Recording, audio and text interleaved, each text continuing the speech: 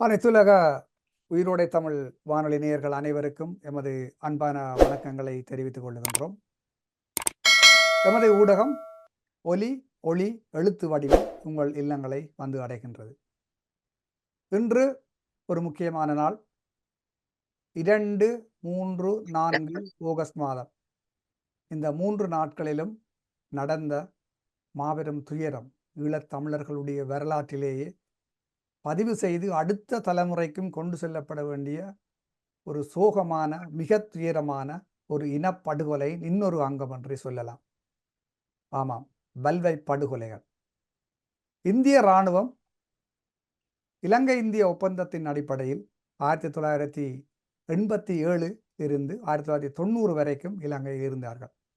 அந்த காலகட்டத்திலே 1989ஆம் ஆண்டு ஆகஸ்ட் மாதம் 2ஆம், 3ஆம், 4ஆம் திகதிகளில் பல்வையில் அவர்கள் ஆடிய களியாட்டம் தான் இந்த பல்வை படுகொலைகள் என்று சொல்லப்படுகின்றது. அந்த பல்வை படுகொலைகளை செய்தவர்கள் இன்று அதே ஆக்ரோஷத்துடன் வேறு வழியில் இன்று எங்கள் ஈழத்தை ஆக்கிரமிப்பதற்கான முயற்சிகளை செய்து கொண்டிருக்கின்றார்கள். இந்தியாவினுடைய சரித்திரத்திலே ஆங்கிலேயர்களுடைய கோலனித்துவ காலத்தில் அமிர்தசரஸ் நகரிலே பெரிய ஒரு படுகொலை ஒன்று நடந்தது உங்கள் எல்லோருக்கும் தெரியும். கிட்டத்தட்ட ஒரு 1000க்கு மேற்பட்ட அப்பாவி மக்களும், அதுவும் சீக்கிய மக்கள் 1000க்கு மேற்பட்டவர்களும் 2000க்கு மேற்பட்டவர்களும் படுகொலை செய்யப்பட்டார்கள். அந்த படுகொலையை செய்தவர் ரெஜினோல்ட் எட்வர்ட் ஹரி டயர் என்ற இராணுவ அதிகாரியின் கட்டளையின்படி பிரிட்டிஷ் ஆர்மி அந்த கொலைகளை செய்திருந்தார்கள். கிட்டத்தட்ட 1650 தடவைகள் அந்த ஆயுதம் தாங்காத மக்களை சுட்டு கொன்றார்கள். அந்த கொலைக்கு பிற்பாடு பிரிட்டிஷ் அரசு அந்த கொலைகளை மறைப்பதற்கு இறந்தவர்களுடைய எண்ணிக்கையை மிக குறைவாக சொன்னார்கள். 379 பேர் தான் இறந்தார்கள் என்றும் 1000 சொச்ச பேர் படுகாயமடைந்தார்கள் என்று சொன்னார்கள். அதற்கு பிற்பாடு காந்தியடிகள் அதற்கண்டு ஒரு குழு அமைத்து அவர் அந்த கொலைகள் பற்றி ஆய்வு செய்த பொழுதுதான் உண்மை வெளிப்பட்டது. கிட்டத்தட்ட 1000க்கு மேற்பட்டவர்கள் அன்றைய தினம் சுட்டு படுகொலை செய்யப்பட்டு 2000க்கு மேற்பட்டவர்கள் படுகாயமடைந்தார்கள் என்று.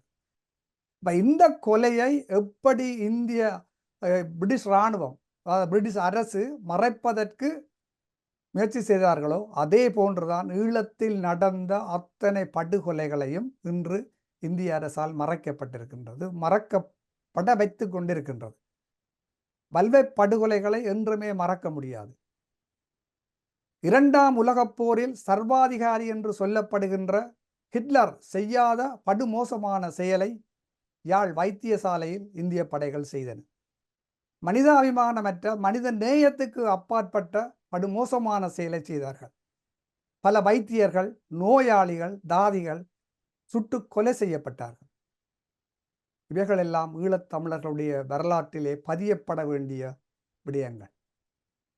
அந்த வகையிலே இன்று நாங்கள் இந்த பல்வை படுகொலையின் நினைவு நாளை ஒட்டி 2ஆம் தேதி, இன்று 3ஆம் தேதி, 4ஆம் தேதி, இந்த 3 நாளை நினைவு கூறும் வகையிலே நாங்கள் வெல்வெட்டித்துறையிலிருந்து மதிப்புக்குரிய திருமிகு அனந்தராஜா அவர்களை இங்கு அழைத்து வந்திருக்கின்றோம்.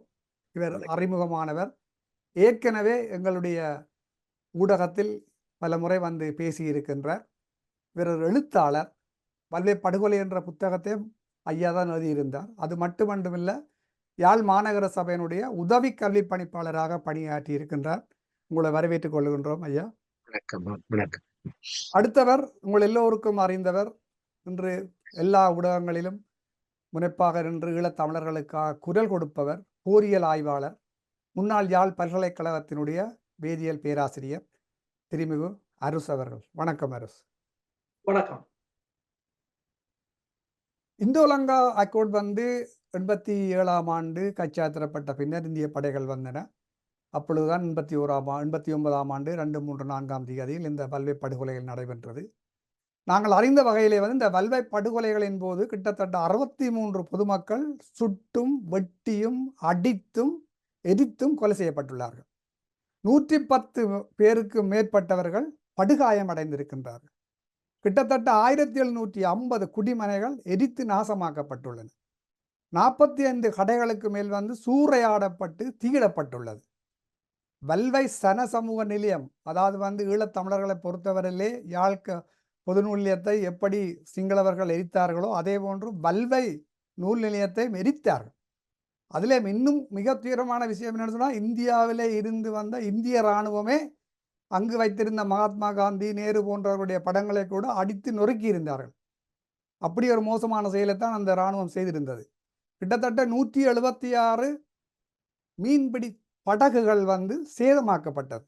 இதைவிட கொடுமை, 13 வயது பாலகன்ல இருந்து 60 வயது மூதாட்டி வரையான பெண்களை ஈவிரக்கமின்றி கற்பழித்து படுமோசமான வேலைகளை செய்தார்கள். இவைகளெல்லாம் ஈழத்தமிழர்களுடைய வரலாற்றில் துயரம் நிறைந்த கருப்பு இருண்ட யுகம் கொண்ட காலங்கள் என்பதை நாங்கள் மறக்கக்கூடாது. ஐயா, உங்களுடைய அனுபவம், நீங்கள் அந்த வல்வை படுகொலைகள் நடந்த பொழுது அங்கிருந்தீர்கள். நீங்கள் அந்த இந்திய இராணுவத்திற்கும் விடுதலை புலிகளுக்கும் இடையிலான தொடர்பாடலை நீங்கள்லாம் ஏற்படுத்தி இருந்தீர்கள். நீங்களும் அந்த இந்திய இராணுவத்தால் கைது செய்யப்பட்டு இராணுவ முகாமுக்கு கொண்டு சென்று உங்களை கிட்டத்தட்ட நான் அறிந்த வரையிலே நீங்கள் இறக்கும் தருவாய் வரைக்கும் உங்களை அடித்து சித்திரவதை செய்திருக்கின்றார்கள். இறுதி நேரத்தில் நீங்கள் தப்பியிருக்கின்றீர்கள். உங்கள் அனுபவத்தையும் நீங்கள் கண்ட விடயங்களையும் எங்களது மக்களுக்கு இன்றைய தினத்தில் பகிர்ந்து கொள்ளுங்கள். வணக்கம் திரு ஸ்டீபன் அவர்களே. வணக்கம் நேயர்களே. நினைக்கும் பொழுது ஒரு கனதியான உள்ளத்துடன் கதைக்க கொண்டிருக்கிறேன். என்றால் நான் நேரடியாக சம்பவங்களை பார்த்தவர் என்ற வகையில அந்த நடந்த படுகொலைகளை பற்றி விவரிக்கிறதை விட இதுக்கான பின்னணிகள் நாங்கள் பார்க்க வேண்டியிருக்கும். ஆகஸ்ட் 2ஆம் தேதி 89ஆம் ஆண்டு ஒரு 11 கால் இருக்கும். திடீரென ஒரு வெடிச்சத்தம் கேட்டது. நான் அப்பொழுது வீட்டில் இருந்தாங்க.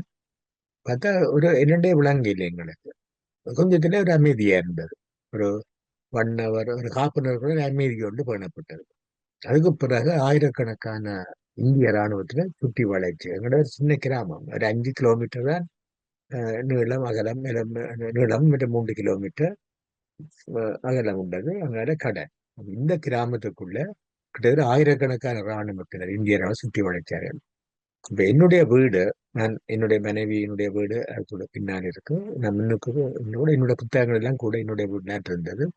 இந்திய இராணுவத்துல எரிச்சு போட்டார். அது எங்கட வீடுன்னு தெரிஞ்ச எரிக்கையில எல்லா வீடும் எரிச்சு கொண்டு வர கூட எரிச்ச போது நான் பின்ன பக்கத்தால் ஏறி அதை வாட்டர் ஸ்ப்ரே, தண்ணியை நாங்கள் ஸ்ப்ரே பண்ணி அணைச்சு கொண்டு கேட்க பெரும்பாலும் ரோந்து போய் கொண்ட இராணுவத்தின் என்ன கண்டுட்டார்கள். அதுல முக்கியமா வந்து உடுப்பட்டி ஒலிகண்டி இராணுவ முகாமின் கேப்டனா இருந்தார், பொறுப்பா இருந்தவர் கேப்டன் கோபாலகிருஷ்ண மேனன் என்றார், மலையாளி.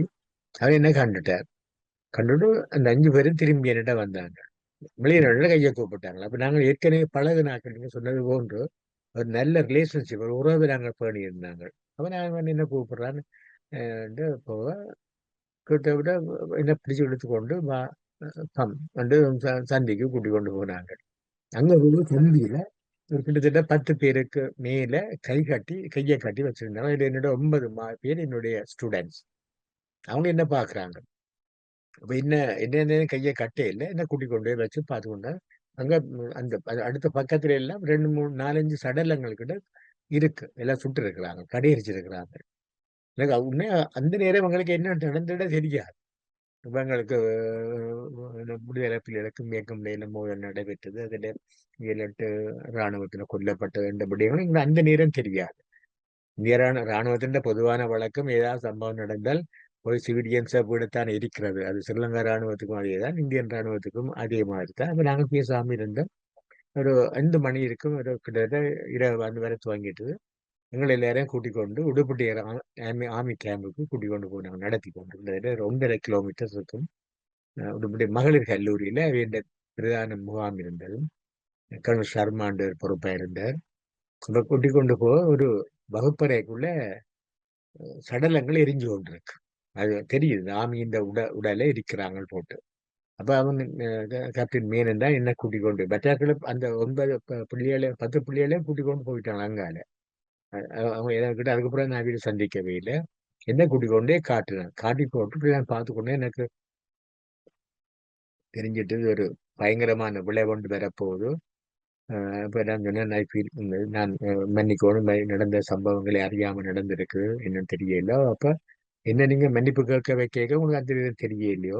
ரெண்டாவது உடுப்படி வெள்ளெடுத்துற ஊரணி ஹாஸ்பிட்டல்ல இவன தலைமையில மிக மோசமான தாக்குதல், 100 பேரை அடிச்சு துன்புறு ஹாஸ்பிட்டல் வார்டுக்குள்ள அங்க நர்சஸுக்கு அடிச்சு, அந்த வார்டுல இருந்த பேஷண்ட்டுக்கு அடிச்சு நாங்க கம்ப்ளைண்ட் பண்ணாங்க. பிரிகேடியர் சமயராமன்ட்டு மற்றது சங்க பிரசாத் டவிலுக்கு யாக்கரையில கம்ப்ளைண்ட் பண்ணோன்னு ஒரு 1/2 hourல அவர் வந்துட்டேன். வந்து அவரையும் கூப்பிட்டு ஹாஸ்பிட்டலுக்கு நாங்க இருக்கிறோம் கூப்பிட்டு எல்லாம் சொல்லி போட்டு எங்களுக்கு முன்னாலே அவன் ஏசினவன் தன்னுடைய ஆர்மி கமாண்டரை. பிறகுதான் நீ செய்த பிள்ளை, இந்த உங்கள் வல்லுறுத்துற மக்களுக்காக நீ வல்லுறுத்துற சிட்டிசன் கமிட்டியை நீ மன்னிப்பு கேட்கவும். நான் செக்ரட்டரியா இருந்தேன், அவர் பிரசிடண்டா சில்வேந்திராண்டர் இருந்தார். அப்ப நான் தான் உடனே சொன்னேன்டா, இல்ல எங்களுக்கு மன்னிப்பண்றது முக்கியம் இல்லை, அவரை அப்படி கேட்க விடாதீங்கோ. இனிமே எதிர்காலத்துல இப்படி எங்களோட மண்ணில நடக்காம இருந்தா எங்களுக்கு அது சந்தோஷம், அது போதும் எங்களுக்கு ஒண்ணும். பேசாம அப்புறம் சரி நீங்க போக விட்டுட்டாங்க. ஒரு 3 மாதத்துக்கு பிறகுதான் இந்த சம்பவம் நடந்தது. ஆனால் கடைசியா நான் சொன்ன உடனே என்னோட பின்னுக்கு கழுத்தை அப்படியே பிடிச்சு கொண்டு என்ன மிரட்டினாங்க. அப்ப அந்த நேரம் நீங்கள் பெரிய என்ன இதுல நின்றீங்களோ, என்ன மன்னிப்பு கேட்க பண்ணினீங்களோ சொல்லி போட்டு இன்னும் கூட்டிக் கொண்டு போய் இன்னொரு வகுப்பறை கொண்டே விட்டான், தள்ளி விட்டான். அப்ப அதுக்குள்ள வேற சிப்பாய்கள் சீக்கிய சிப்பாய்கள் எல்லாம் இருந்தாங்க, சீக்ஸ் தான் இருந்தவங்க அடிக்க துவங்கிட்டாங்க. நின்னுட்டு என்ன அவங்களுக்கு என்னன்னு தெரியாது, யார் என்ன யாருன்னு தெரியாது, மோசமா அடிக்க துவங்கிட்டாங்க. உடம்பு முழுக்க காயம். பிறகு கடைசியா நான் கீழே விழுந்த உடனே ஒரு சிப்பாய் ஒரு மரக்கட்டை உண்ட, ஒரு இவ்வளவு மரக்கட்டை உண்ட என்னோட கழுத்துல வச்சுட்டு ஏறி மிதிச்சாங்க. என்ற குரல் வழியா அப்படி நசுங்கி கொண்டு போகும், கொஞ்சத்துல என்னோட சுவாசம் நின்றுடும். அப்ப எனக்கு தெரிஞ்சுட்டு நான் இனி சாகத்தான் போறோன்ற உடனே என்னால முடிஞ்ச வரைக்கும் அந்த கம்பை பிடிச்சி அப்படியே தள்ளி விட்டுற உடனே அவன் போய் அங்கால விழுந்தான். அப்புறம் அந்த கம்பி எடுத்து எனக்கு அப்புறம் திரும்பி அடி என்ன அடிச்சா நெத்திக்கிறேன். ஏன் பிளட் ஓடிக்கொண்டு இருந்த அந்த காயம் இப்பவும் இருக்குது. ஓடிக்கொண்டிருந்தோட நான் கிட்டத்தட்ட ஒரு அன்கான்சியஸ் ஸ்டேஜுக்கு போயிட்டு நானா புள்ளி அன்கான்சியஸ் அந்த சாரி என்ன முழுமையாக நான் நினைவிழக்கே இல்லை. ஆனா நினைவிழந்து கொண்டு போவான், எனக்கு தெரியுது எல்லாம் நடந்தது. நான் அந்த நான் யோசிச்சேன்டா நான் எழும்பக்கூடாது. அப்ப கொஞ்ச நேரத்துல அந்த டாக்டர் ஆர்மி டாக்டர் இங்க வந்து பார்த்துட்டு என்ன பார்த்தேன், என்ன கூப்பிட்டான், மிஸ் அனந்தராஜன் அவங்க இருக்கிற தெரியும் என்ன கூட நான் எழும்பவே இல்லை. அப்புறம் தண்டி ஆக்களை கூட்டிக் கொண்டு ஹாஸ்பிட்டல் அவங்களோட முன்னுக்கு ஆப்போசிட்டா ஒரு கடையில அந்த ஹாஸ்பிட்டல் இருந்தது, கொண்டே வச்சு ட்ரீட்மெண்ட் எடுத்தாங்க. அது வரைக்கும் கூட எனக்கு வெள்ளோட்டில நடந்த ஒன்றுமே தெரியாது. அப்ப இது எனக்கு ஒரு பெரிய ஒரு அதிர்ச்சியா இருந்தா, எங்களுக்கு ஏன் இப்படி செய்யறாங்க. ஆனா ஆமி செத்தவன்டே எனக்கு விளங்கிட்டது. ஆனா அந்த டைம்ல வெள்ளத்துல முழுக்க இடிச்சு துவம்சம் செய்து கொண்டிருக்கிறாங்கன்னே எனக்கு தெரியாது. அப்புறம் ட்ரீட்மெண்ட் செய்த அப்புறம் நான் அங்க சாப்பிடவும் இல்லை, டீயோ தண்ணி ஒன்றுமே குடிக்கல. 2ஆம் நாள் காலையில ஒரு சிப்பாய் ஒரு ஒரு ஒரு மேஜர் தரத்திலுடன் வந்தார். நீங்க சிட்டிசன் கமிட்டி செக்ரட்டரி, ராத்திரி உங்களோட வந்த அந்த 10 பேரும் தப்பி ஓடிட்டாங்கன்ட்டு. அப்ப நான் சொன்னேன், தப்பி ஓடுறதுக்கு சான்ஸ் இல்லைன்னுட்டா நீங்க சுத்தவரை நீங்களா நிக்கிறீங்க. அவங்க சின்ன எல்லாம் இளம் படிகள் தப்பி ஓடுறாங்க. ஆனா இரவு முழுக்க சத்தம் கேட்டது, அடிச்சு சத்தம் கேட்டு அவங்க வரைக்கும் கொண்டு வந்தேன். நான் கேட்டுறேன், தப்பி விட்டா நீங்க வீக்னஸா சைன் பண்ண கொண்டாங்க, ஒரு பேப்பரை கொண்டு வந்தாங்க. நான் சொன்னேன் நான் சைன் பண்ண மாட்டேன்ட்டு. என்ன நான் சைன் பண்ண நான் துரோகியா மாறணும், நான் சைன் பண்ண மாட்டேன். இல்லை நீ சைன் பண்ணிட்ட நீ போயிடலான்ட்டு. அது பரவாயில்ல, அந்த புள்ளியோட நானும் போய் சேர்றேன். அதை நான் சைன் பண்ண உடனே ஒரு கொஞ்ச நேரத்துல ஒரு இவன் மிரட்டி கொண்டிருக்கவே கொஞ்சம் ஒரு 1/2 hour ஒரு 15 நிமிஷத்துக்குள்ள பிரிகேடியர் திரும்ப வந்தாரு. வந்த உடனே என்ன பார்த்து போட்டு என்னது வேற கொண்டு வந்தீங்கன்ட்டு அவங்களே பேசினார். அது என்ன மாதிரி நடிப்பா இன்னும் தெரியவே இல்லை. ஆனா நான் பேசாம இருந்தேன். இப்படிதான் வீட்டுல இருந்தேன், என்ன தாங்களா கூட்டி கொண்டு விழித்து கொண்டு வந்து எனக்கு அது இரவு முழுக்க கவுச்சா பண்ணி கொண்டு வந்து காயத்தை அப்ப எனக்கு ஒரு பெண்டேஜ் ஒன்று போட்டிருந்தோம் அந்த அந்த ஆர்மி டாக்டர். உடனே பேசினேன்டா இது எங்களோட ஒரு இவ்வளவு காலம் நினைக்கிறேன் அந்த ஒரு ஆமி அந்த ஆமி டாக்டர் பேர் வந்து கேப்டன் சௌத்ரி நினைக்கிறேன் இல்லையா? சௌத்ரி, கேப்டன் சௌத்ரியா, நான் டக்குனு ஞாபகம் சௌத்ரி. அவனுக்கு கொஞ்சம் பரவாயில்லை, கொஞ்சம் டீசெண்டா காய்ச்சவன், டாக்டர் தானே காய்ச்சி போட்டு. அப்ப என்ன உடனே அவர் கூப்பிட்டு சொன்னார், கண்ணு சர்மாவையும் கூப்பிட்டார்.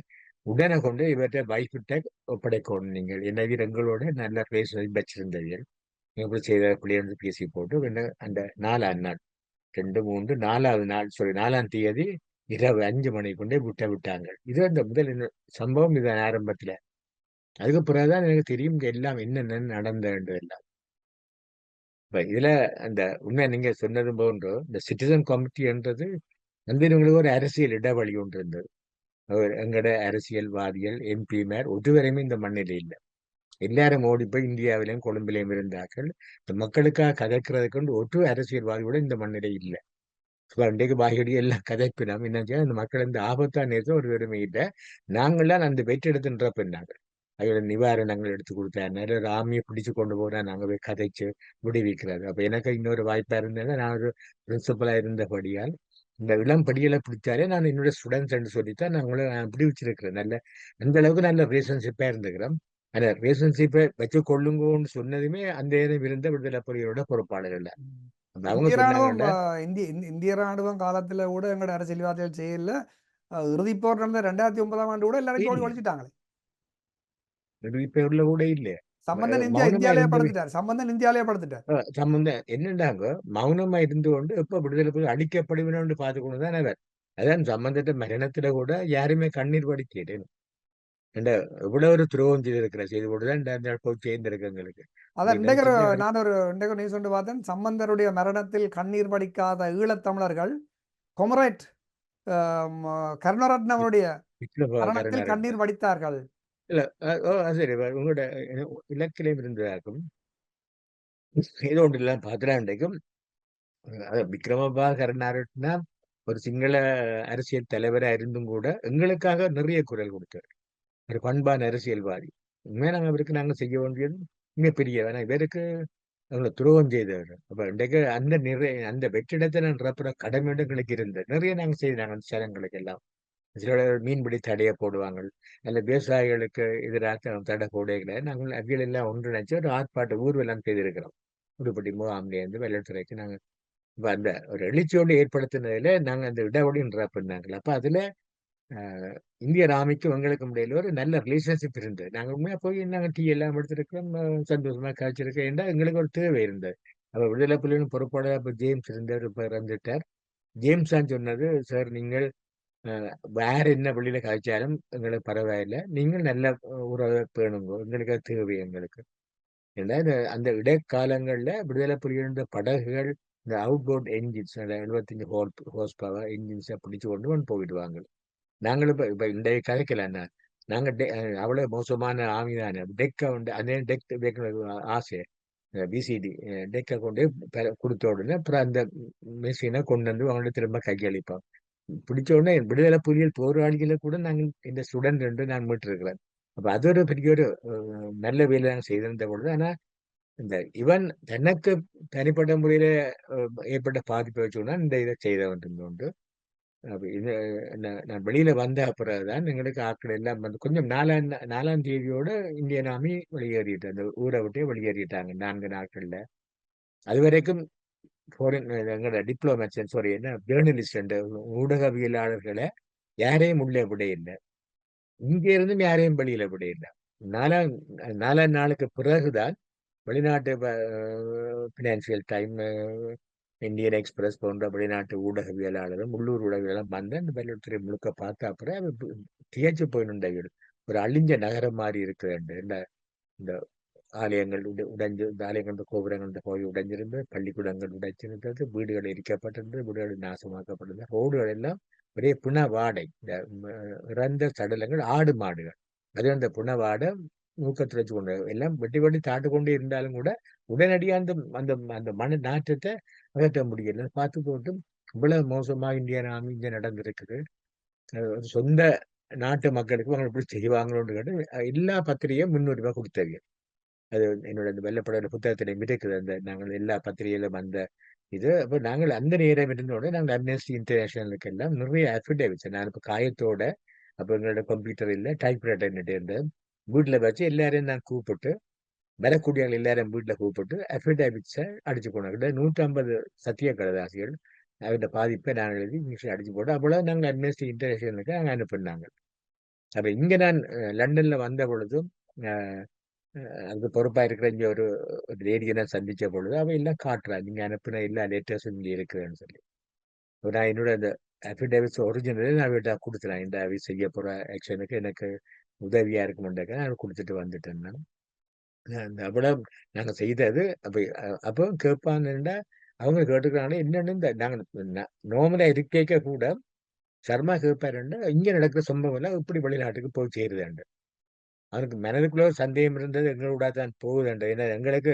புலிகள் இந்த சேனல் கூட தான் நாங்கள் அனுப்புற அந்த நேரம் இல்லாட்டி எங்கள்கிட்ட டெலிஃபோன் வசதி அந்த நேரம் இல்லை அது நாங்கள் தெரியல இது இப்போ ஃபாரின் என்ன ரிப்போர்ட்டர்ஸ் வந்து எடுத்துட்டு கலெக்ட் பண்ணிப்பான்னு போயிட்டு கொண்டு வரும் இப்போ இதில் வந்து நான் இந்த படுகொலைகளை பற்றி வேற சொல்றதை விட இந்த படுகொலையின் சம்பவங்கள் சில இடங்கள்ல மிக மோசமானது ஒரு நான் உங்களுக்கு கிடைச்சது மாதிரி சர்வே சூப்பரண்டன் இருந்தவர் அவருக்கு நான் ஒரு அந்த நேரமே அவருக்கு 60 வயது இருக்கலாம் நினைக்கிறேன் அவர்கிட்ட வீட்டுல ஒரு 13 பேருக்கிட்ட போய் தஞ்சம் அடைஞ்சவர் இப்படி ஆமி அடிச்சு கொண்டு வரான்றோன்னு இவர் வீட்டுக்கு ஓடி போய் அவர் ஒழுங்கைக்குள்ள அவர்கிட்ட வீடு தஞ்சம் அடைஞ்சோன்னா வீடு எல்லாம் இருக்கு அந்த வீட்டுக்கு ஒவ்வொரு வீடு தட்டி தட்டி கொண்டு வராங்க அடிச்சு கொண்டு சுட்டு கொண்டு வராங்க இப்ப துறக்க எல்லாம் ஒரு பொம்பளை ஒரு லேடி தான் சொன்னா வசந்தாண்ட புள்ள ஐயா நீங்க துறவுங்க துறக்காட்டி அவனை எல்லாரும் சுட்டு போட்டு போடுவான் அப்போ துறந்ததே இவர் தான் சுப்பிரமணியன் தான் சேவையார் துறந்து அந்த சேவையை சுப்பிரமணியம் சேவையர்னு சொன்ன உடனே அப்படி நெஞ்சில வடி வச்சான் என்னோட புத்தகத்துல இந்த விளத்த கரையோடு ஒரு ஒரு ஆள் படுத்துக்கிற மாதிரி தெரிகிறது அது முழுக்க வெட்டாடு அப்புறம் பட் அந்த பொம்பளை எல்லாம் அழுது கூட்டாளிகள் நாங்கள் எல்லாம் பொம்பளை இல்லையா எங்களுக்கு இந்த சம்பந்தம் இல்லை எங்களுக்கு விடாது ஒன்றும் செய்யாதுங்க ஒன்றும் சரம் மாதிரியே சுட்டு கொண்டே இருந்தார் அதுல ஒரு பொம்பளை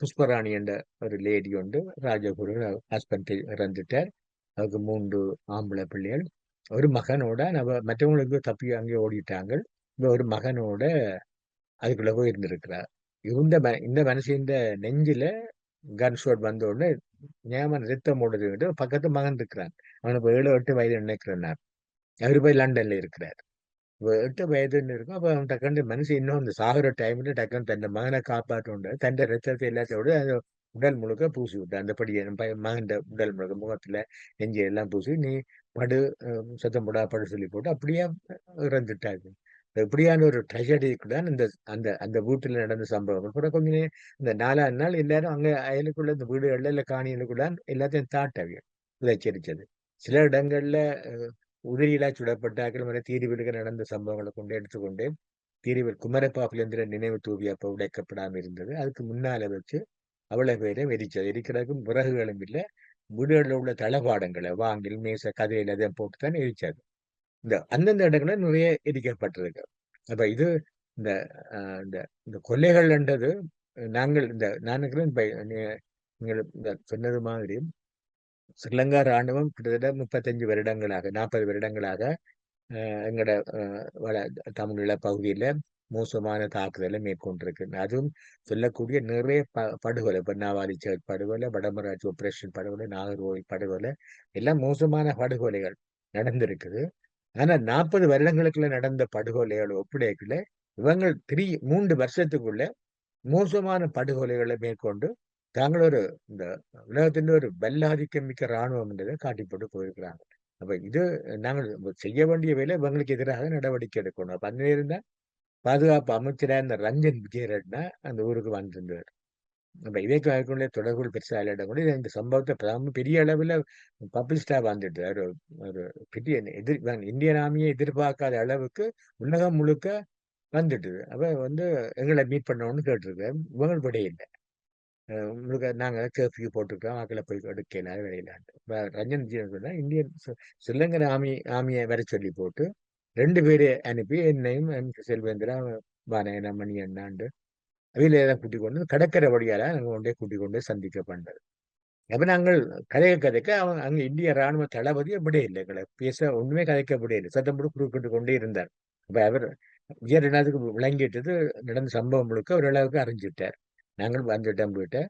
அதுக்கு பிறகு ஒரு இந்த இதுல வந்து சில ஆமியோட சேர்ந்து இயங்கின ஒட்டுக்குழுக்கள் அங்க மோசமா தெரிஞ்சவையில் இப்ப நான் சொல்ல போனால் இப்ப இன்றைக்கு தேசிய தலைவர்களை மன்னிச்ச தேசிய கூட்டமைப்பு சேர்த்தாலும் கூட அந்த நேரம் இபிஆர்ல டெலோ பிளட் மற்ற இந்த 5 ஸ்டாரோ 3 ஸ்டார் அவங்களெல்லாம் கூட தெரிஞ்சவங்க. அப்ப அவங்க சர்ச் பண்ணி கொண்டு தெரிஞ்சவங்க எங்களை பிரசிடென்ட் செல்வேந்திரா என்ன எப்படியாவது முடிக்கணும். ஏண்டா நாங்கள் தானே இவைக்கு பிரச்சனையா இருக்கிறோம்ன்றோன்னா அப்ப நாங்கள் ஒவ்வொரு நாளும் அங்க இருந்த நாட்கள் எல்லாம் தலைமறைவா தான் நாங்க இருந்த நாங்கள். ஒரு நாளைக்கு ஒரு வீட்டுல இருப்போம், இன்னொரு நாளைக்கு இன்னொரு வீட்டுல இருக்கிறது. இந்த நிலையில தான் அங்க இருந்த எங்களுக்கு ஒரு அறிவித்தல் வந்தேன்ட்டா இன்னும் இங்க இருக்க வேணாம் கூட்டிக் கொண்டு இந்தியாவுக்கு போகணும். அப்ப முதல் நாள் இரவு 2 படிகள் வராங்க. சரி நாளைக்கு நாங்க 7 மணிக்கு உங்களோட வாரம் ரெடியா இருங்க, நாங்கள் சென்னைக்கு ஒருக்கா போயிட்டு வர வேணும் அப்படிதான் சொன்னாங்க. போயிட்டு வர வேணும். நான் என்ன கதைக்கிறீங்க சலாம் என்ன சலாம்னு சொல்லி டேவிட் என்ன டேவிட் கதைக்கிறேன் நான் ஒரு பிரின்சிபல் இருக்கிறேன் ஸ்கூல்ல விட்டுட்டு வர முடியும் நாங்கள் இந்த வேலையை விட முடியும் இந்த பிள்ளையாட்டு இருக்கு எல்லாம் சின்ன பிள்ளைகள் எல்லாம் நவஜீவன் வைக கல்யாணி இல்லை சின்ன சின்ன பிள்ளைகள் எல்லாம் 13 வயசும் 10 வயசும் 7 வயதும் பைக் தரீங்க எங்களுக்கு ஆக்களும் இல்லை நான் இன்னொன்று இல்லை நீங்கள் அவைய எப்படி யோசிக்காங்க நாங்கள் அவையில நாங்கள் சேஃபா கொண்டு தருவேன் நாங்கள் என்ன 7:30 மணிக்கு என்ன அவங்களோட போர்டில் ஏற்றி எனக்கு 8:30 அளவில் திரும்ப அங்க கோடியாக்கரையோ அந்த இடத்துல ஒன்று என்ன விட்டுட்டாங்க உண்டு. அப்ப அங்க ஒரு கார் நின்றது ரெடியா என்னை ஏத்துறதுக்கு ஒரு நானுக்கு 1 ஹவருக்குள்ள நான் போய் சேர்ந்துட்டேன். ஒரு திகில் நிறைஞ்ச பயணம் தான் அது. அதாவது என்ன எல்லாரும் கேட்பாங்க எப்படி நீங்க துணிஞ்சு அப்படி ஏறினீங்க சும்மா போட்லயே நான் ஏற மாட்டேன் என்னென்னு போய் ஏறி இவங்களோட பயணிச்சேன். அப்புறம் பார்த்தா என்ன கொண்டு மெட்ராஸ்ல விட்டாங்க. பேபி சுப்பிரமணியம் கொண்டு இருந்தார். அப்ப அங்க தமிழ்நாட்டுக்கு பொறுப்பா இருந்தார். அப்புறம் இந்த கல்விக் கழக பொறுப்பாளர் இருந்தவர் இளங்குமரன் பேபி சுப்ரமணியம். கேள்விப்பட்டிருப்பீங்க. ஆமா அப்ப அவரு தெரியும் எங்களுக்கு தெரியுமே. ஒழுங்கும் செய்து எனக்கு ஒரு ரூமும் தந்து அப்ப கேட்டேன் சார் தம்பி காய்ச்ச தம்பி என்ன சொல்றாரு ஆமாம். தம்பி காய்ச்ச நீங்க எல்லா இதுவும் கொண்டறிவீங்களாம் நீங்க இருந்து உங்களுக்கு எல்லா வசதியும் செய்தாரு நீங்க முழுக்க டாக்குமெண்ட்ஸும் எழுதுங்க. அப்ப நான் இருந்து கொண்டு இரவும் பகலும் அந்த புத்தகத்தை எழுதிய படங்கள் எல்லாம் அந்தந்த இடத்துல வேற ஒன்று காட்டி எழுதி முடிச்சிட்டு அப்ப நான் அவர்கிட்ட காட்டினேன். சுமார் ஒரு ஃபைனல் ப்ரூஃப் இந்த சுமார் ஒரு டிராஃப்ட் அடிச்சு கிராஃப்ட். தந்தது அடிச்சு தந்தவள அப்ப சொன்னார் சார் நாங்கள் நாளை இன்றைக்கு நான் கடலூருக்கு போவோம். ஜோர்ஜ் பெர்னாண்டஸ் அங்கே வந்திருக்கிறார். ஒரு மீட்டிங் வந்திருக்கிறார். சமதா கட்சியின் தலைவராக இருந்தார். அவர்தான் பிறகு விபி சிங் என்ற ஆட்சியில டிஃபென்ஸ் மினிஸ்டரா இருந்தார். பாதுகாப்பு அமைச்சர் வரும். பாதுகாப்பு அமைச்சர். அப்ப நாங்கள் அங்கே இருந்து அவரோட கார்லாம் போகிறோம். எல்லா டாக்குமெண்ட்ஸும் நான் கொண்டு வரோம். அவரோட கிட்டத்தட்ட 2 ஹவர்ஸுக்கு மேல நான் அவரோட இது காய்ச்சிருப்பேன். மீட்டிங்கை போட்டு அந்த என்னோட வந்து ஒரு ரூமுக்குள்ள அவரும் இருந்தார். நான் எல்லா படங்களையும் காட்டி இந்த சம்பவம் எல்லாத்தையும் காட்டி அபிடேவிட்ஸ் எல்லாம் கொண்டு வரேன். அதையும் காட்டி அப்ப அவருக்கு கொஞ்சம் எனக்கு தெரியுது அவர்கிட்ட முகம் மாறிக்கொண்டு வருது. இந்த ஒரு ஜனநாயக நாடுன்னு சொல்லி கொண்டிருக்கிற ஆட்களுக்கு இவ்வளவு மோசமான என்ன வன்கொடுமைகள் என்ன பாலியல் வன்கொடுமை சொத்தெரிப்பு கொலை நடந்த எங்கட ராணுவ பேங்க செய்த அவரால் ஜீரணிக்க முடியல. சொன்னார் இதுக்கு நான் forward அணிந்துரை எழுதி தாரேன். இந்த புத்தகத்தை நீங்க அடியுங்க நாங்கள் எல்லா இடங்களையும் சப்ளை பண்ணுவோம். அப்ப அடிச்சு முடிச்ச உடனே நான் தமிழ்ல 25,000 வெல்லப்படுகிற புத்தகம் இந்தியாஸ் மைலாய் அந்த மைலாய் பேர் வச்சது காரணம் அப்ரிசியேட் பண்ணவர் ஜோஸ் பெர்னாண்டஸ்.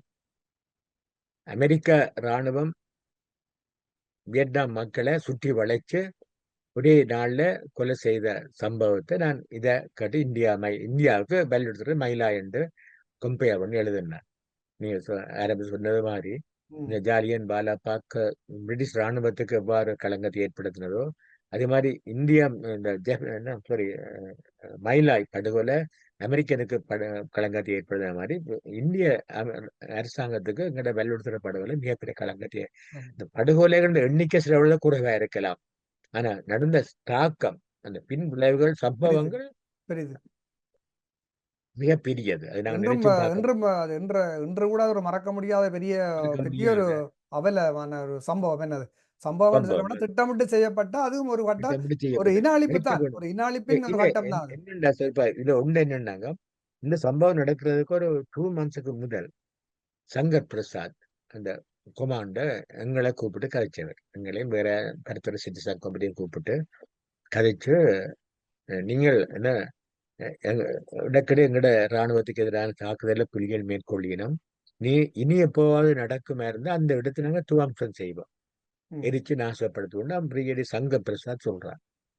அதுக்கு முதல் நாங்கள் ஒரு கனவான் ஒப்பந்தம் ஒன்று இருந்தது, ஒரு ஜென்டில்மேன் எக்ரிமெண்ட் மாதிரி. இந்த இந்தியன் ஆர்மி அந்த அவர் கர்னல் சர்மாவுக்கும் எங்களுக்கும் இடையில அவருக்கு ஒரு தலைவலியன்டா தண்ட பெட்டாலியன்ஸை இவங்க போற இடமெல்லாம் தாக்கி கொண்டிருக்கிறாங்க புலிகள். ம். அங்க ஒழுங்கேக்க இங்க போக முடியாது, வந்தாலும் தாக்குறாங்க, குண்டடிச்சிட்டு ஓடுறாங்களா. அப்ப இதற்கு ஒரு இரிட்டேஷன் மாதிரி இருந்தா அப்ப எங்களை கூப்பிட்டு கேட்டார், எங்களோட புலிகளை தாக்க வேண்டாம் சொல்லுவோம், நாங்களும் அவையே தாக்க இல்லை. அப்ப நாங்கள் இதை ஜேம்ஸுக்கு வந்து சொன்னோம், கேப்டன். அப்ப ஜேம்ஸ் ஆயிட்டு இருந்தார். ஜேம்ஸ் சொன்னார், இல்ல மசர் நாங்கள் அக்செப்ட் பண்றோம், அக்செப்ட் பண்றோம் சொல்லி போட்டு, ஆனால் ஒரு கண்டிஷன், ஒழுங்கேலுக்குள்ள வரக்கூடாது, சின்ன சின்ன சந்துகள் ஒழுங்கேலுக்குள்ளே வரக்கூடாது, மெயின் ரோட எங்கேயாவது போய் வரலாம், நாங்க வீல தாக்க மாட்டோம். அதை மீறித்தான் இந்த சம்பவம் நடந்தது, இந்த ம். வெள்ளப்படம் நடந்தது. அஹ் தினேஷ் கபூர் தலைமையிட ஒரு அணி ஊரிக்காடு முகாமில இருந்தும் கோபாலகிருஷ்ணன் மேனன் தலைமையில கொரியன்ல இருந்து வந்து ஒரு வி ஷேப்புக்கு அவங்க தங்கி இருக்கிற இடத்தை சுத்தி வளைக்க வந்தவங்க. ம். அப்ப ஏற்கனவே சங்க பிரசாத் சொன்ன என்னன்னா, என்ன சம்பவம் நடந்தாலும் தான் கூட ஒரு அழிப்பன், அப்ப அழிக்க வேணும்ன்றது அவன் ஏற்கனவே ஏற்கனவே திட்டமிட்டிருக்கிறான். திட்டமிடப்பட்டது. இது அவனுக்கு ஒரு வாய்ப்பா போச்சுது. ம். அவ தங்களை காப்பாற்றுறதுக்காக விடுதலை புலி வேறு மீது இந்த தாக்குதலை மேற்கொண்டது. அது புலிகள் சொல்லி ஏன்னா இப்படி சுற்றி வளைச்சு கொண்டு போனா அதுல இருந்து 9-10 புலிகள் பாதுகாப்பு இருந்தோம். பாதுகாப்பு தங்கட நிறுத்தி. செல்ஃப் டிஃபென்ஸ் பாதுகாப்புக்காக அவங்க தாக்கி போட்டு உடனே தப்பி ஓடினாரு. இந்த சந்தர்ப்பத்துல ஒரு புலி கூட அங்க கொல்லப்பட இல்லை.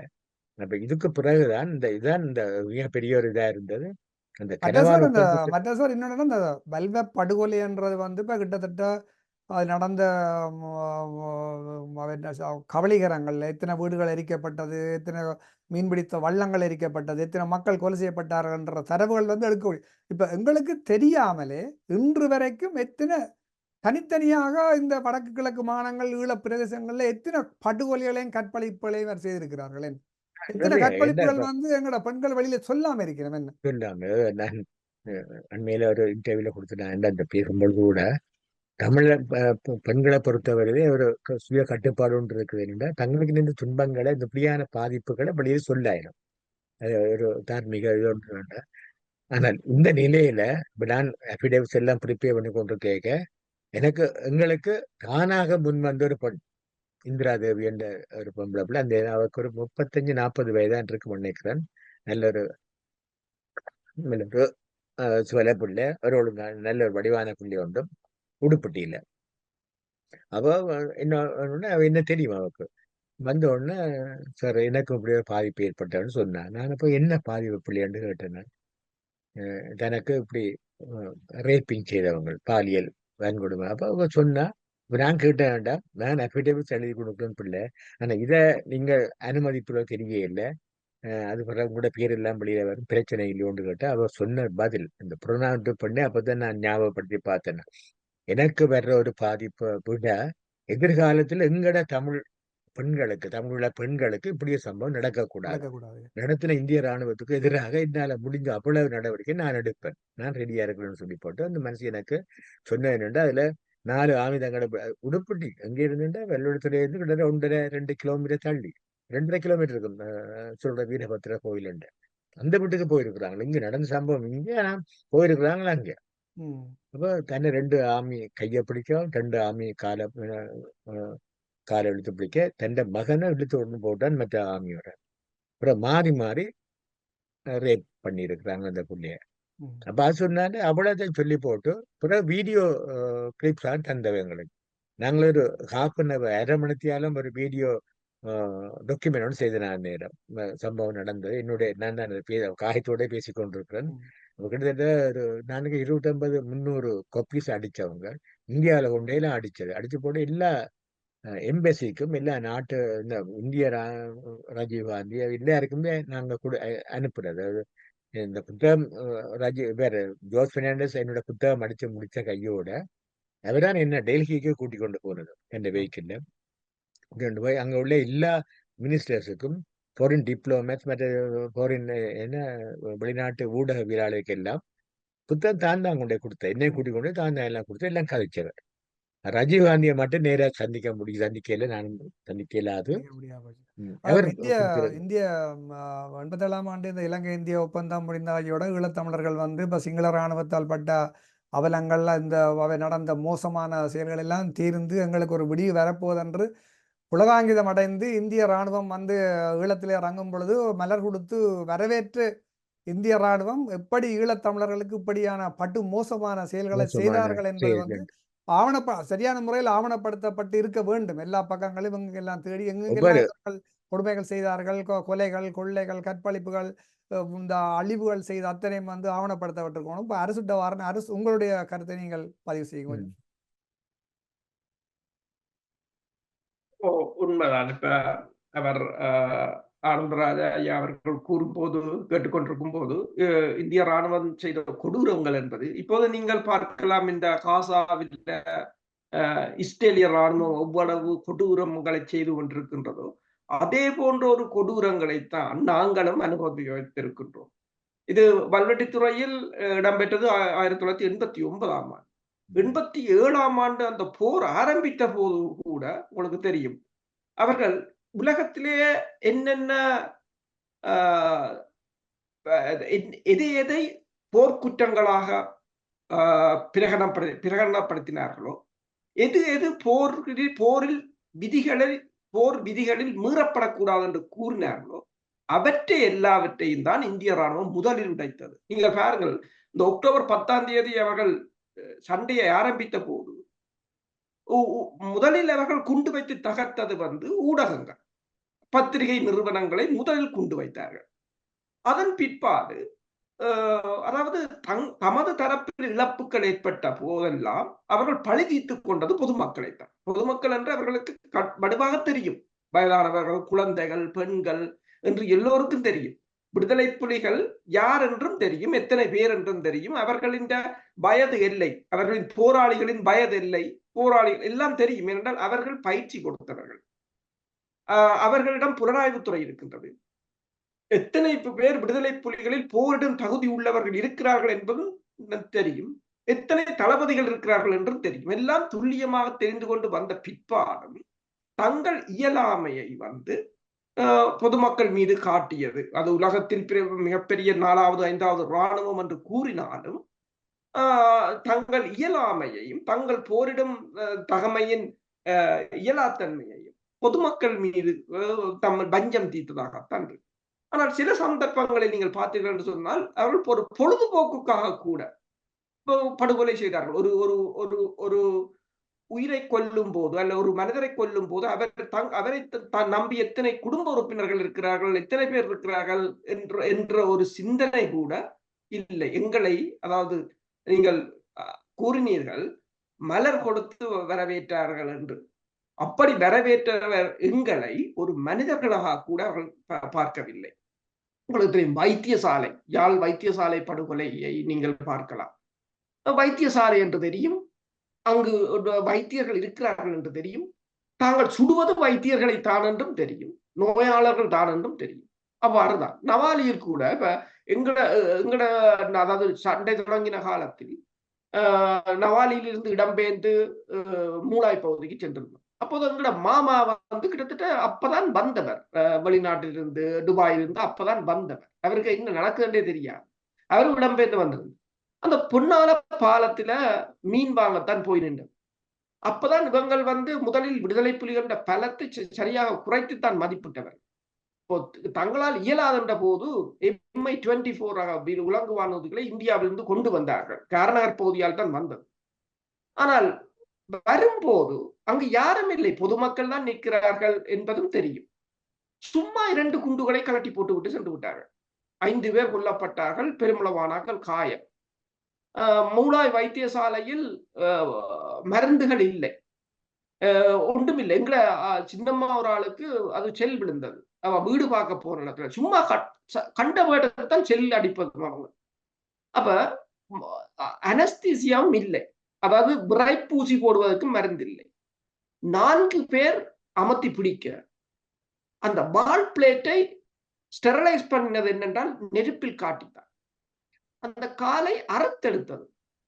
இப்ப நீங்கள் காசாவில் நீங்கள் பார்க்கின்ற அந்த அவலம் எல்லாத்தையும் நாங்கள் அப்போது பார்த்தோம். ஆனால் இவை எல்லாவற்றையும் நாங்கள் இவ்வாறு நாங்கள் கதைச்சு கொண்டே போகலாம். இன்றைக்கு டைம் பத்தாது. இது நடந்த ஒவ்வொரு மக்களை நீங்கள் போய் சந்தித்தீர்கள் என்று சொன்னால் அவர்களிடம் இருக்கின்ற இப்ப நான் கூட கிட்டத்தட்ட 7-8 உறவினர்களை இழந்திருக்கிறேன். இதே போலதான் எனது நண்பரின் அம்மா அவர் அதில் ஒரு கொமாண்டரால் இறந்து விட்டார். அது விடுதலை புலிகளுடனான சண்டையில் அவர்கள் அடித்து விட்டு போய்விட்டார்கள். ஆனால் வரும்போது அவர் குழந்தைகளுடன் அவ இருக்கிறார். அவ நாங்கள் பொதுமக்கள் என்று கையை உயர்த்தின அதே சமயம் நெத்தியில் சுட்டு விட்டு போவோம். அப்படித்தான். அப்ப இப்படி நீங்கள் கதைத்து கொண்டு போனீர்கள் என்று சொன்னால் இவ்வளவோ வரலாறுகள் வேறு. உண்மையில் இதனை நாங்கள் ஆவணப்படுத்த வேண்டும். இதனை நாங்கள் தற்போதும் காலம் கடந்து விடவில்லை. நாங்கள் ஐக்கிய நாடுகள் சபையிடமோ அல்லது மனித உரிமைகள் ஆணைக்குழுவிடமோ அல்லது மன்னிப்பு சபையிடமோ இதனை கொடுத்து இதற்கான பொறுப்பு கூறல். இப்போ நாங்கள் இலங்கையிடம் பொறுப்பு கூறலை கேட்கின்றோம். ஓகே, ஆனால் இதற்கான பொறுப்பு கூறல் என்று சொன்னால் சரி, அதற்காக ஒரு பரிகாரத்தையாவது அவர்கள் இதுவரை செய்தார்களா என்றால் அதுவும் இல்லை. சரி, நீங்கள்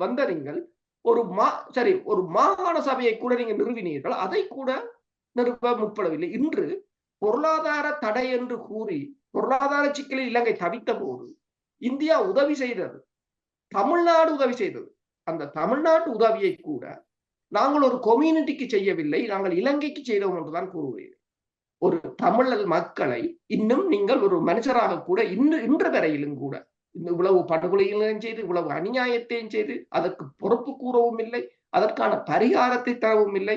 அரசியல் தீர்வென்று நீங்கள் பேசினீர்கள், அது தொடர்பாகவும் கதைக்கவும் இல்லை. இலங்கை அரசுக்கு எந்தவித அழுத்தமும் கொடுக்கவில்லை.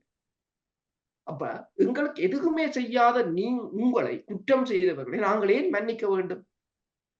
இல்ல, இந்திய ராணுவம் செய்த எத்தனையோ படுகொலைகள், கற்பழிப்புகள் இன்று கூட இன்னும் வெளியில் தெரியாம எத்தனையோ விடயங்கள் இருக்கின்றன. நான் அறிந்த வகையிலே என்னுடைய நண்பர்களால் உரும்புராயிலே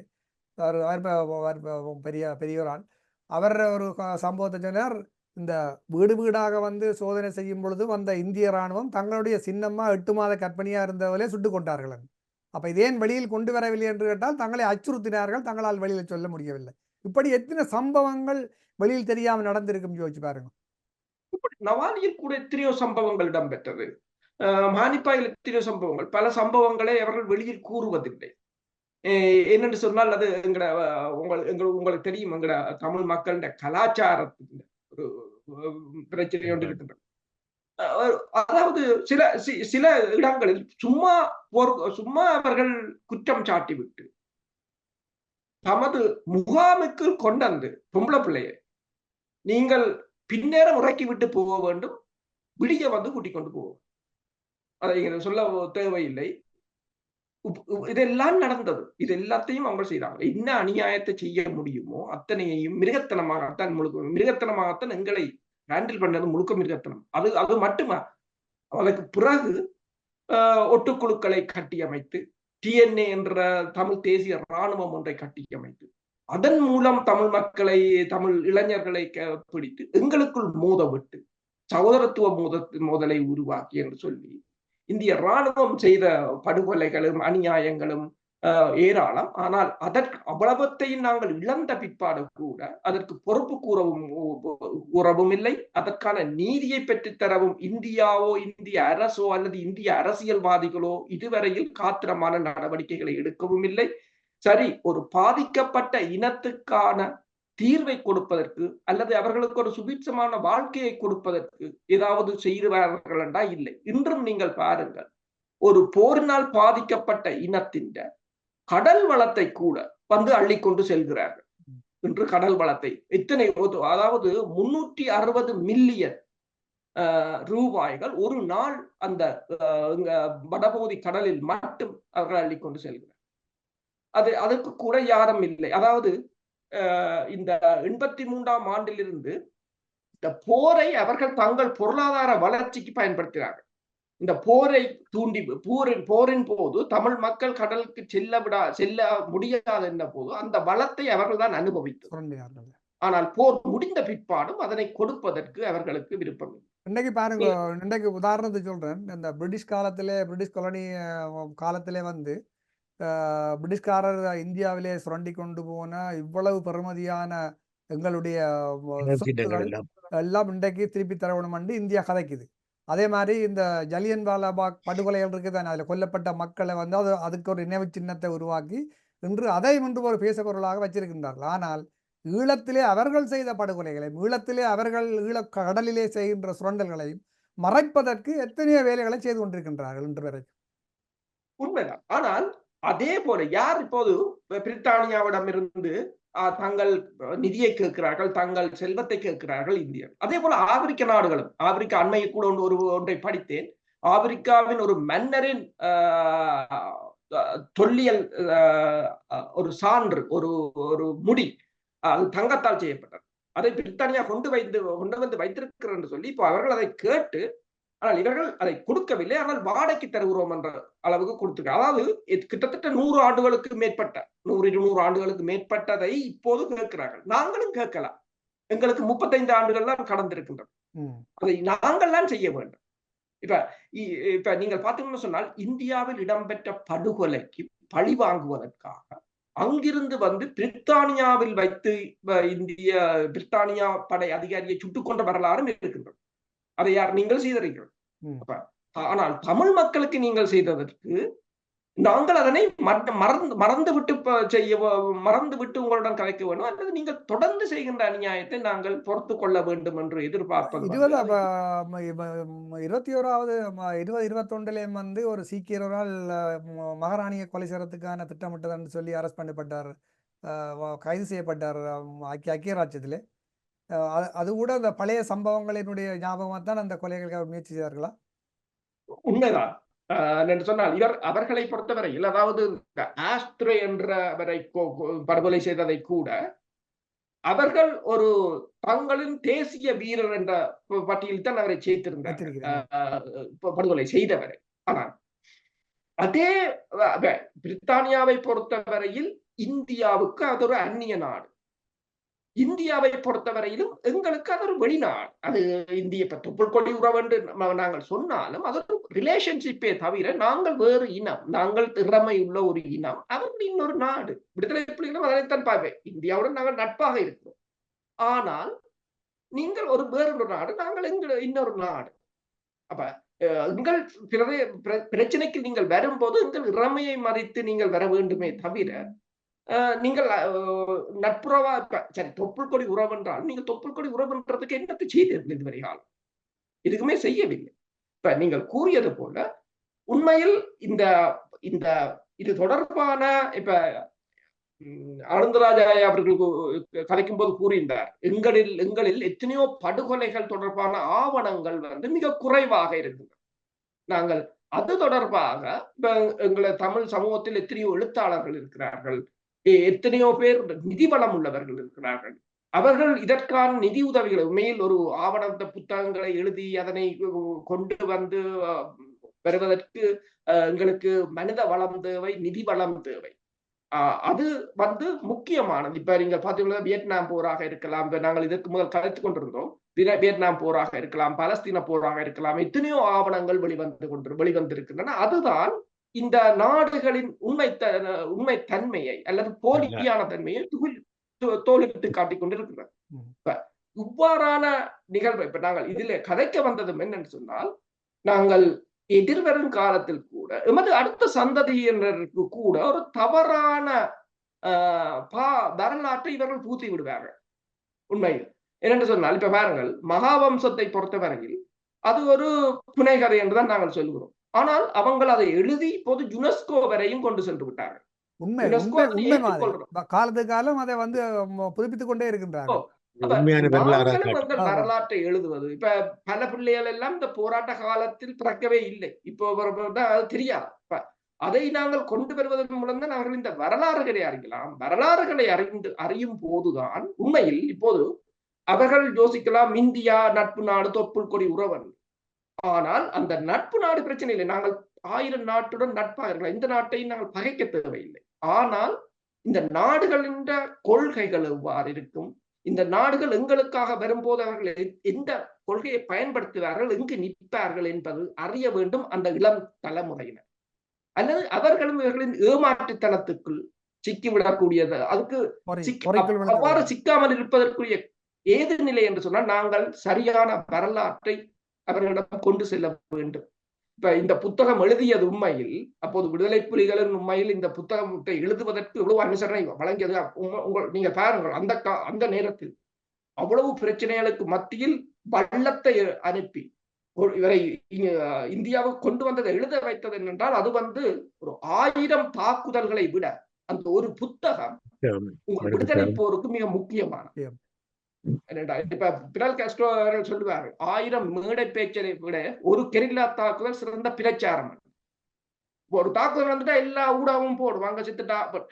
அதே போலதான் இந்த ஒரு புத்தகம் அதன் முக்கியத்துவத்தை அவர்கள் அப்போது உணர்ந்திருந்தார். அவர்களிடம் அப்போது குறைஞ்ச பலம், போராளிகளும் ஒரு சொற்பம் வசதி, அப்படி இருந்தும் இவரை நாங்கள் இந்தியாவுக்கு கொண்டு வந்து அதை செய்து எல்லாரையும் சந்திக்க வைத்து அதை கொண்டு வரணும் என்று சொன்னால் எங்கள் ஆவணங்கள், எங்கள் வரலாறு எவ்வளவு முக்கியத்துவம் வாய்ந்தது, அது சரியாக பதிவு செய்யப்பட வேண்டும், அது அனைத்துலக சமூகத்துக்கு கொண்டு செல்லப்பட வேண்டும் என்றால் தான் அடுத்த தலைமுறை போராட்டத்தை எடுக்கும் போது யார் எதிரி, யார் நண்பன், யாரை எந்த அளவுக்கு நாங்கள் நம்ப வேண்டும், எப்படி என்ற வரலாறு தெரியும். அல்லது மீண்டும் நாங்கள் முட்டி மோதி நிற்போம். இப்ப இந்த இவ்வாறான எமது நினைவுகள், இவ்வாறான எமக்கு இழைக்கப்பட்ட அநீதிகள் தொடர்பாக நாங்கள் தொடர்ச்சியாக அவ்வாறு கலந்துரையாடல்களை மேற்கொள்வது ஒரு புறம் இருக்க, நாங்கள் இதற்கான ஆவணங்களை தயாரித்தல், அதனை கொண்டு செல்லல். இந்த ஆவணங்களை இப்போது நீங்கள் பார்த்தீர்கள் என்று சொன்னால், இப்போது எமது அப்போது அதாவது 89, 90களில் இருந்ததை விட இப்போது எங்கள் இளம் பிள்ளைகள் பல நாடுகளில் பல மொழிகளில் புலமை பெற்றவர்களாக இருக்கிறார்கள். அவர்களின் ஊடாக இதனை நாங்கள் மொழியாக்கம் செய்யலாம். அது மட்டுமல்லாம மொழியாக்கம் எங்களுடைய புலமை வாய்ந்த இளையோர்கள் உலகம் பூரா இருப்பது மட்டுமல்ல, அன்றைய காலத்தை விட இன்று தகவல் தொடர்பு என்பது நவீனமயப்படுத்தப்பட்ட உலகத்திலே எங்கள் பெருவிரல்களுக்குள்ளே இருக்கின்றன. தகவல்களை உடனுக்குடன் ஒவ்வொரு செகண்டுக்குள் நாங்கள் பரிமாறக்கூடிய அளவுக்கு தொழில்நுட்பம் வளர்ந்திருக்கு. அதனால எங்களுடைய சரியான தகவல்களையும் எங்களுடைய சரித்திரங்களையும் நடந்த விடயங்கள் அத்தனையும் சரியான முறையில் ஆவணப்படுத்தி அடுத்த தலைமுறைக்கு கொண்டே சேர்க்க வேண்டியது எங்களுடைய பொறுப்பு. தலைவர் ஒன்றை கூறுவார், வரலாறு எனது வழிகாட்டி என்று.